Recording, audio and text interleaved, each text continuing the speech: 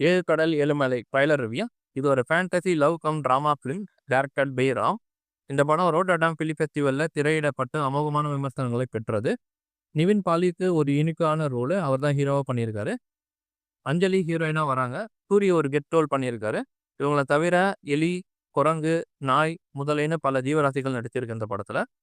கதை வந்து பார்த்தீங்கன்னா நகரம் ரயிலில் அமைக்கப்பட்டுள்ளது. அங்க 32 வயதான மனிதனான சூரி, 8000 ஆண்டுகள் பழமையான ஒரு அறியாத மனிதனா நிவின் பாலி மற்றும் ஒரு எலிக்கும் இடையிலான சந்திப்பு, அவர்களின் விதிகளை பின்னி பிணைக்கும் தொடர்ச்சியான நிகழ்வுகள் தான் இந்த படத்தோட கதை.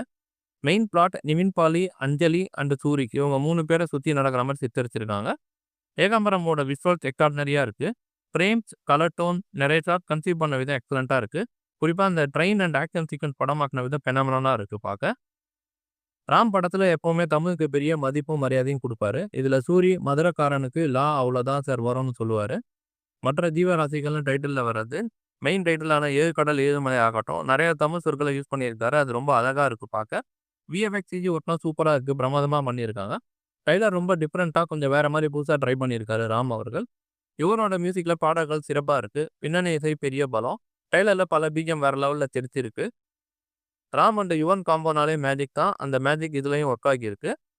லாஸ்ட்ல சூரி எலிய பிடிச்சிட்டு எக்ஸைட் ஆகி சிரிக்கிறது, வெளியில குதிதான்னு ஆக்ரோஷமா கத்துறதெல்லாம் என்னன்னு சரியா புரியல. படம் பார்த்தா தான் தெரியும். ராமோட ரொட்டீன் ஃபார்முலால கொஞ்சம் ஆக்ஷன் கலந்து போர்ட்ரைட் பண்ணியிருக்காரு. ட்ரைலர் செம்ம இன்டென்ஸா ராவா இருக்கு பார்க்க. ஃபேண்டசி எலிமெண்ட்ஸை எப்படி ஹேண்டில் பண்ணியிருக்காருன்னு தெரியல. ட்ரைலர் நிறைய கியூரியாசிட்டியை கிரியேட் பண்ணியிருக்கு. ராமோட இந்த படைப்புக்கு ரொம்ப ஆர்வமா காத்துட்டு இருக்கேன். படம் மார்ச் மாசம் வெளியாக போகுது. டைம் கிடைச்சா பாருங்க.